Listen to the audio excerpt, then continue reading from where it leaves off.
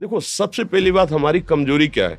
हम परेशान हो जाते हैं। संसार में देखो तो परेशान, परमार्थ की तरफ देखो तो हम परेशान हो। ये हमारा आदत स्वभाव बन गया परेशान होना।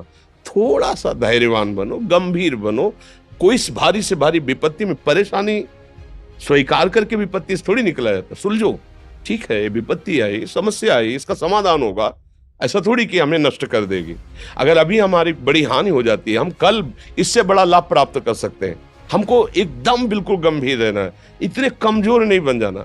अब वो गए तो क्या होगा, अब वो वस्तु गई तो क्या, पद गया तो क्या होगा। प्रयास किया था, ये पद मिला था, इससे बड़ा पद प्राप्त करूंगा, मैं इससे बड़ा महान बनूंगा। ठीक है, एक बार गिर गया, गलती हो गई, दंड भोगूंगा, फिर इससे ज्यादा संयम में रहूंगा। बिल्कुल मतलब एकदम फ्रेश दिमाग रखना चाहिए। और अपने लोग क्या है, जरा सी बात में एकदम पछड़ा कर लेते हैं, एकदम कमजोर हो जाते हैं। ये बिल्कुल ठीक नहीं है। हम जीवन भर की यात्रा की बात कह रहे हैं, भारी से भारी कष्ट में भी मुस्कुराना, तो हमें बल मिला है, हमें भगवान की कृपा का दर्शन हुआ है, हमें उनका दुलार दिखाई दिया है। अगर ऐसे तो भाग जाते, फिर परमार्थ में थोड़ी चलना होता है। आज जो आप सुन करके लाभ लेने की चेष्टा कर रहे हो ना, ये केवल प्रवचन नहीं है, ये जीवन है। अगर ये जिए ना होते ना, तो ये इसका प्रभाव नहीं पड़ता, फिर वाणी का प्रभाव नहीं पड़ता। हम इसीलिए कहते हैं, जैसे आप लोग एकदम परेशान हो जाते हैं जब बोलो, क्या हमसे ज्यादा परेशानी होगी? दोनों किडनी खराब, दवाई लाने के लिए पैसे नहीं, पानी रखा है हम उठ के पी नहीं सकते, भीषण शरीर में कष्ट, भीषण बुखार, क्योंकि किडनी फेल, जरा में बुखार, खाने को क्या, रोटी मांग के लाओ। अगर वहां सब्जी मिलती है तो लाल मिर्च ऐसी पड़ के मिलती थी कि वो पा नहीं सकते थे। आप सोचो, पानी लाना है तो मुझे लाना है, पीना है तो मुझे पीना है। अगर मैं हारता तो कहां पहुंच जाता, क्या स्थिति होती? नहीं, मरना है, पर कदम पीछे। कोई दिन ऐसा नहीं जिस दिन सेवा ना की हो, जिस दिन सेवा ना गए हो। गुरु जी की सेवा में जाना है, पहले अपने को स्वस्थ साबित करना है, नहीं वो सेवा नहीं लेंगे।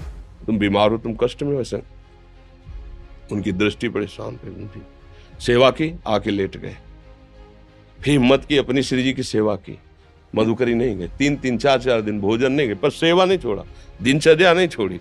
और उसका प्रधान कारण संयम, ब्रह्मचर्य, भगवत आश्रय, नाम जप, कभी हारने नहीं दिया। अभी भी थोड़ी देर बाद डायलिसिस शुरू हुआ। हारने, आपको हारे हुए नजर आ रहे हैं? शरीर में पीड़ा है, किडनी फेल है, ऐसा थोड़ा हम स्वस्थ बैठे हैं, पीड़ा है, बार बार प्यास लगती है, थोड़ा थोड़ा पानी मिलता है, लेकिन हम आनंदित हैं, हम प्रसन्न हैं। हम लड़ाई में हारे नहीं हैं, ना हारेंगे, हम जीत चुके हैं। हम अपने मालिक के भरोसे में अपना सब बात, तो वो ये हम अपनी बड़ाई नहीं बता रहे, हम आपको बता रहे समस्या। सोचो, तुम्हारे पास तो माँ है, भाई है, बहन है, परिवार है, कोई ना कोई तो है ना। मेरा किसी ने कभी जीवन में ध्यान भी नहीं दिया। क्यों? बचपन से बाबा जी बन गए, किसी से प्यार नहीं, किसी से संबंध नहीं, कोई जानकारी नहीं, हम कहाँ हैं, वो कहाँ है, किसी से कोई मतलब नहीं। अच्छा, जवान साधु कौन श्रद्धा करे? कभी गांव जाने की हिम्मत नहीं पड़ती कि रोटी मांग ले, पता नहीं लोग क्या सोचेंगे, क्या भावना कर ले। हम दरवाजे पे खड़े हैं, क्या कैसी भाव, तो जो हमारे सामने आकाश वृत्ति से आया यौवन अवस्था में, वही पाया, अन्यथा भूखे रह गए।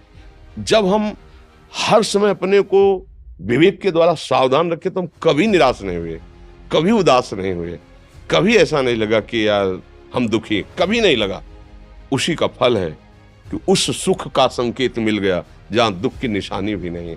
वही उसी के बच्चे हो, हम सब उसी धातु से बने हुए हैं। हम इतना क्यों परेशान हो जाते हैं? हम ये देखते हैं, अपने लोग थोड़ी बात बिगड़ गई परेशान, नहीं बिगड़ी तो बिगड़ जाने की संभावना में परेशान है। आज सुख है, लेकिन कल सुख छिन जाएगा तो हम आज के सुख में सुखी ना होकर कल के दुख की आने की संभावना में हम भयभीत हो। मतलब क्या हमारी सोच रह गई? हमको इतना बलवान बनना है कि सुख और दुख दोनों हमको छू न सके। भारी से भारी सुख की व्यवस्था है तो अहंकार नहीं, हर्षित होकर किसी का अपमान न करे कि हम धनी, हम पदाधिकारी, अमुक। भारी से भारी दुख आया तो हमें किसी के सहयोग की जरूरत नहीं, हम फिर अपने कदम बढ़ाएंगे, हम फिर जुड़ी हुई अपनी भावनाओं को सजाएंगे। मस्त जीवन एकदम। तुम अविनाशी के बच्चे हो। शेर का बच्चा भेड़ों के बीच में फंसकर म्यों म्यों बोल रहा है, बस अगर दहाड़ना सीख जाए तो कोई भी उसे परास्त नहीं कर सकता।